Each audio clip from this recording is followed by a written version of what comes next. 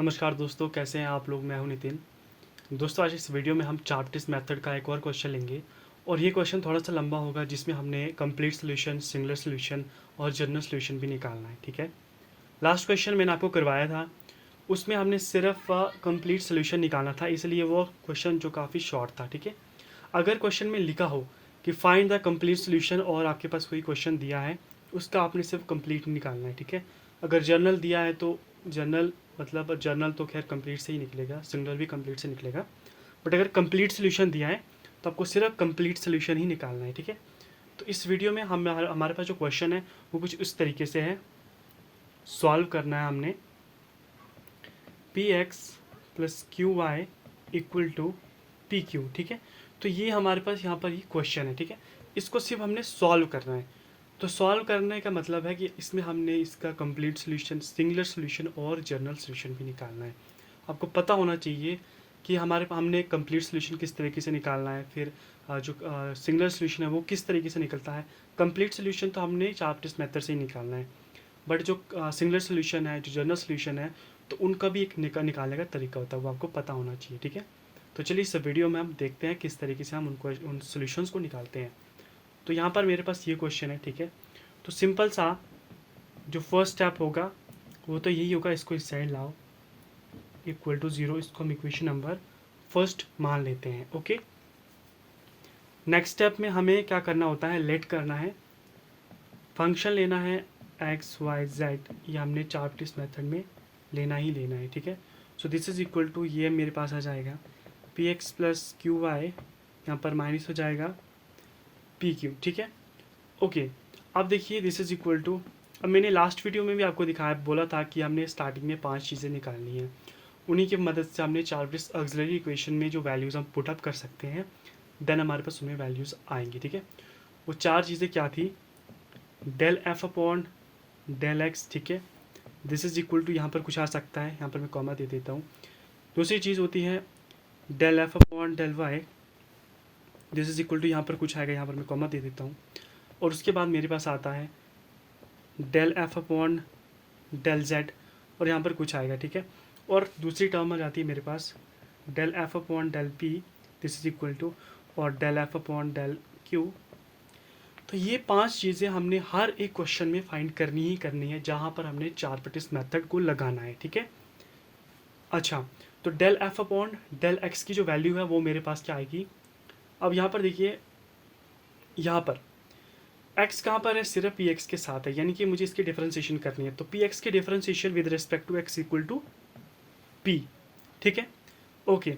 अब देखिए Y, Y क्या है, यहाँ पर क्यू आ जाएगा, सिंपल। उसके बाद z की कोई वैल्यू है नहीं है भाई, तो 0 है। ठीक है।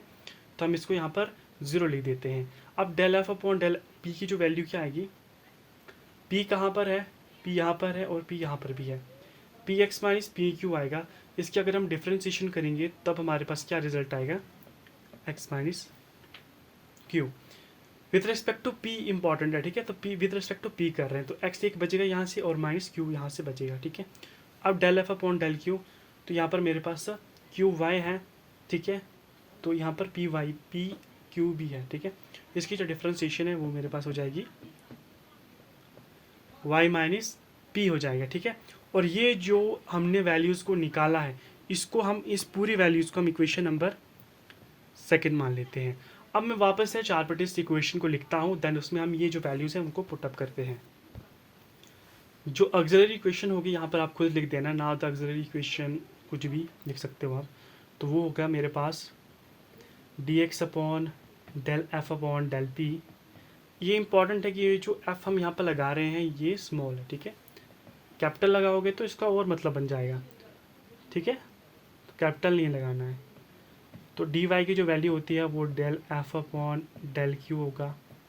इसी तरीके से डी जेड की जो वैल्यू है वो पी, फिर del F upon del P होगा। ठीक है। और माइनस यहाँ पर क्यू होगा, यहाँ पर तो मेरे पास जेड नहीं आएगा, अपॉन डेल क्यू आएगा। ठीक है।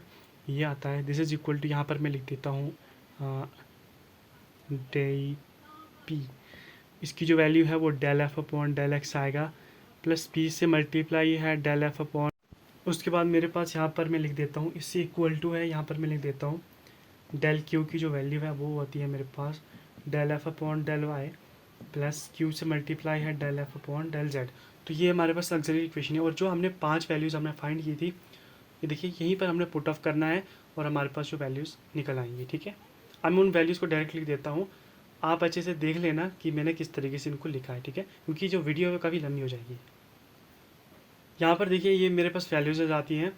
डी एक्स के नीचे माइनस एक्स माइनस क्यूब है, डी वाई के नीचे माइनस ये ब्रैकेट में है। ठीक है, वाई माइनस पी है, डी जेड के नीचे माइनस पी फिर ब्रैकेट एक्स माइनस क्यू है, और यहाँ पर माइनस क्यू से मल्टीप्लाई है वाई माइनस पी आ जाएगा। ठीक है, और इसके आगे इक्वल टू है वो मैंने यहाँ पर लिखा है D P upon Q equal to D Q upon Q. तो ये मेरे पास जो इसकी ऑक्सिलरी इक्वेशन है उसमें जो वैल्यूज़ पुट ऑफ की ये निकल कर आता है, और इन वैल्यूज़ को मैं इक्वेशन नंबर 3 मान लेता हूँ। ओके, अच्छा अब देखिए, अब मैं क्या करता हूँ यहाँ पर, from last 2 members of third. ठीक है, लास्ट 2 मेंबर्स लेंगे हम थर्ड के। तो लास्ट 2 मेंबर्स हैं क्या, basically we have D P upon Q equal to D Q upon Q.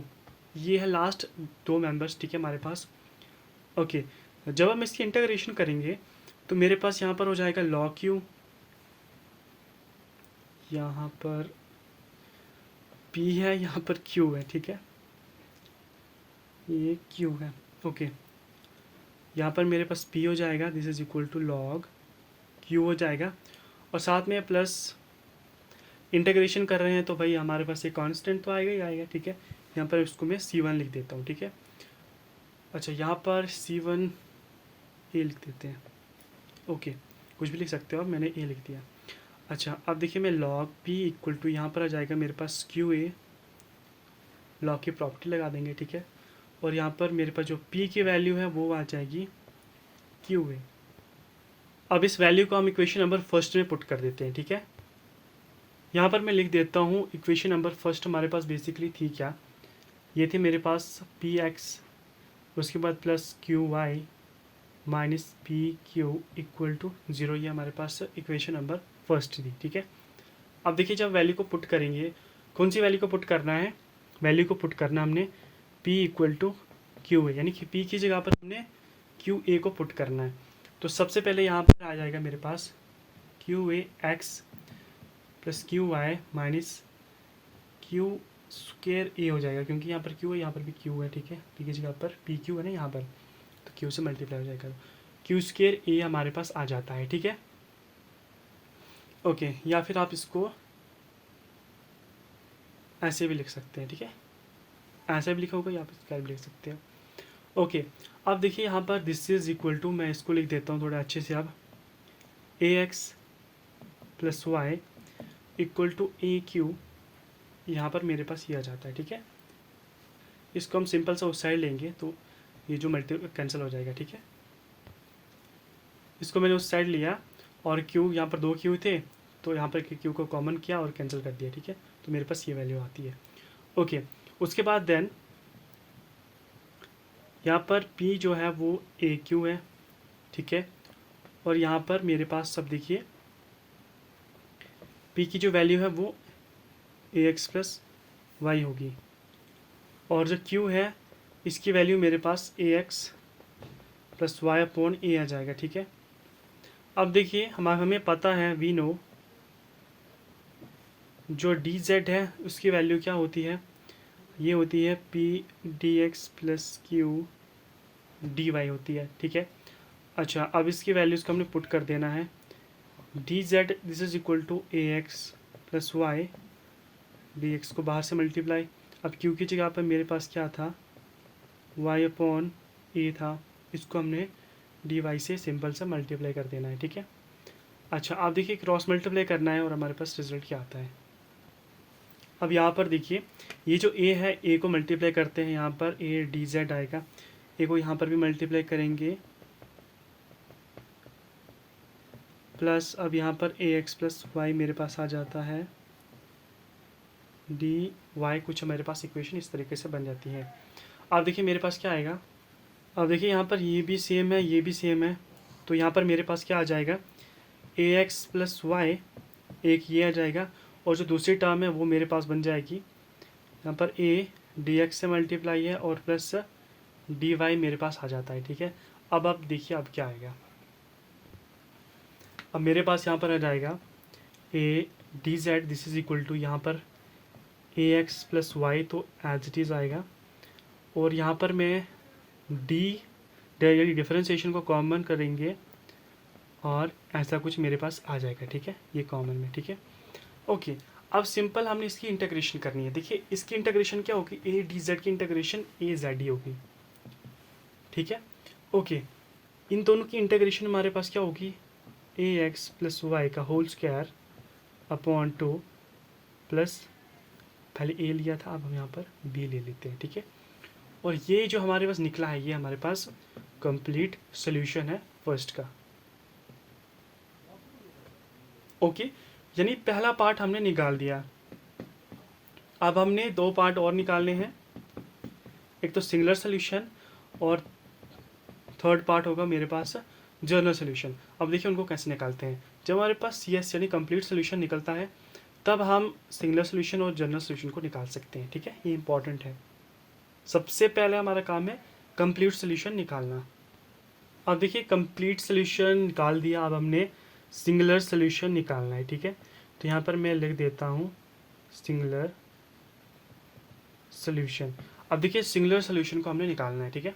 तो सिंगुलर सोल्यूशन को निकालने के लिए हम यहाँ पर अब कैपिटल एफ है, ठीक है, एक्स वाई जेड और यहाँ पर पी और क्यू है। पी और क्यू नहीं आता इसमें बेसिकली ए और बी आएगा, ए और बी आएगा, ठीक है। और दिस इज इक्वल टू, अब देखिए यहाँ पर हमारे पास क्या आया था, ए जेड इक्वल टू था, ठीक है। इक्वल टू उसका जो सामने वाला राइट हैंड साइड वाला था उसको हम इस साइड लाते हैं, तो माइनस में हो जाएगा, और यहाँ पर मेरे पास हो जाएगा ए एक्स प्लस वाई इसका होल स्क्वायर अपॉन 2 और प्लस बी हम इसको लिख देते हैं, ठीक है। ओके, अब मेरे पास क्या आएगा, दिस इज इक्वल टू, अब देखिए मुझे पार्शियली डिफरेंशिएशन करनी है del F with respect to A के साथ, ठीक है, इसकी। तो मेरे पास क्या आ जाएगा, मेरे पास इसकी जो डिफरेंशिएशन है विद रिस्पेक्ट टू ए हो रही है तो z आ जाएगा, पहले तो मेरे पास z आ जाएगा, ठीक है। आप देखिए अब होगा मेरे पास माइनस 2, इसकी डिफरेंशिएशन 2/2 ही आएगा, ठीक है। ये जो ये 2 है इसको भी मैं यहाँ पर लिख देता हूँ 2, और यहाँ पर हो जाएगा मेरे पास A X plus Y as it is आएगा, और ए एक्स की फिर से डिफरेंशिएशन होगी तो ए एक्स की डिफरेंशिएशन एक्स ही होगी, ठीक है। उसको मैं एक्स एज इट इज़ लिख देता हूँ। ओके, यही बनेगा मेरे पास। अच्छा, अब देखिए दिस इज इक्वल टू, यहाँ पर मेरे पास हो जाएगा z minus X A X minus Y, simple differentiation की है इसकी, ठीक है। ओके, सो अब मेरे पास ये आ गया, ठीक है। और जो डिफरेंशिएशन है किसकी, del F upon with respect to, जब बी से करेंगे, ए से किया बी तो मेरे पास जीरो हो जाएगा, ठीक है। लेकिन जब बी से करेंगे तब मेरे पास जो del F upon del B है वो 1 की इक्वल आता है। दिस इज इम्पॉर्टेंट, जब भी हमें सिंगुलर सोल्यूशन निकालना है, जब यहाँ पर लिख देता हूँ मैं द सिंगुलर सोल्यूशन, ये हमारे पास गिवन कब होगा, जब मेरे पास जो एफ है वो इक्वल टू ज़ीरो होगा और जो del F upon del A है वो भी इक्वल टू ज़ीरो होगा, और जो del F upon del B है वो भी इक्वल टू ज़ीरो होगा। लेकिन यहाँ पर क्या है, जो del F upon del B है ये does not equal to zero है, क्योंकि ये हमारे पास 1 आया है।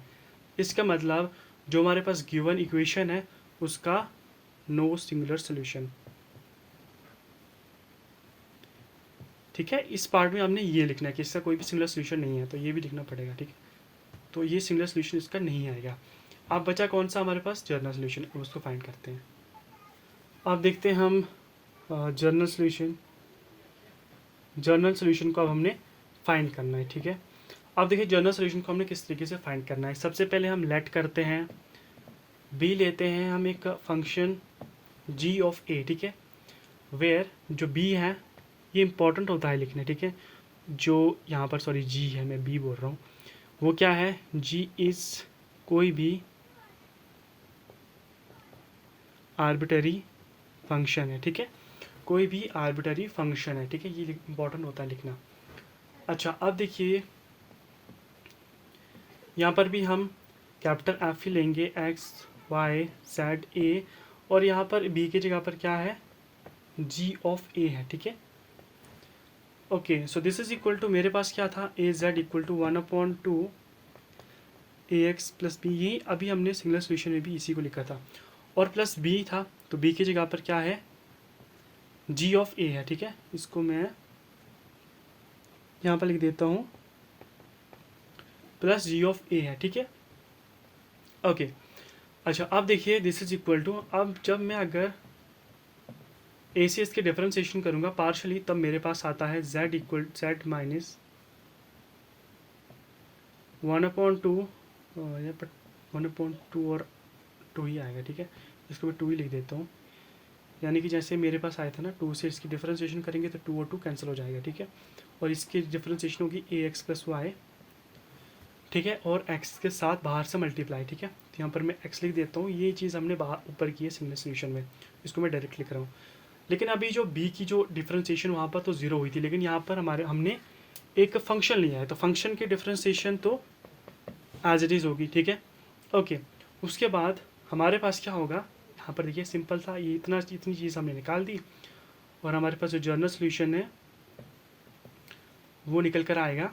सबसे पहला तो आएगा A Z equal to 1/2 A X plus Y का whole square plus G of A, और एंड दूसरा होगा A minus X into X plus Y plus G of A, ठीक है, इसकी डिफ्रेंसिएशन है। तो ये मेरे पास जनरल सोल्यूशन होगा क्वेश्चन का। और क्वेश्चन क्या था मेरे पास, क्वेश्चन भी मैं यहाँ पर लिख देता हूँ। क्वेश्चन था मेरे पास P of X plus Q of Y equal to P of Q.